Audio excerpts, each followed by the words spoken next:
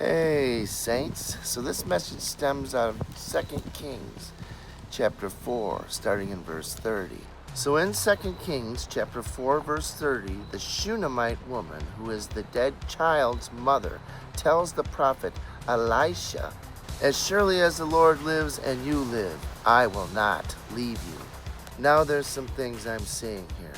If you go back to 2 Kings chapter 2, verse 2, verse 4, and verse 6, the prophet Elisha is saying the exact same thing to the prophet and his mentor Elijah.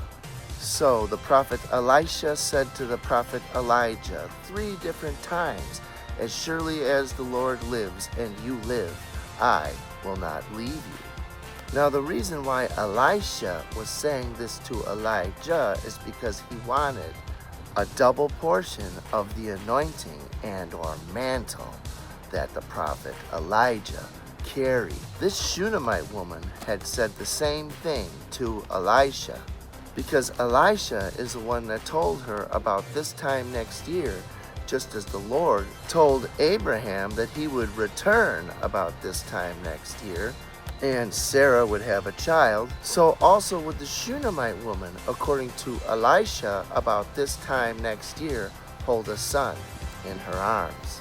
And she did. Therefore, she believed, because of this, that through the power of God, Elisha could also bring her boy back from the dead. So now I'm seeing a parallel here between 2 Kings chapter 4 in Genesis chapter 18. Both Isaac and the Shunammite boy were miraculous births. I believe the story of the Shunammite boy mirrors the life of Christ because of his miraculous birth and his resurrection.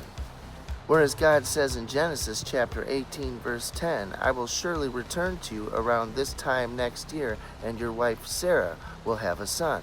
So the Lord literally returns to Abraham and Sarah in about a year in the form of their son Isaac, who is of the bloodline of Christ.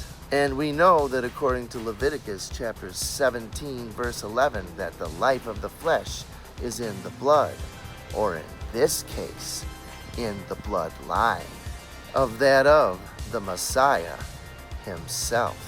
Christ is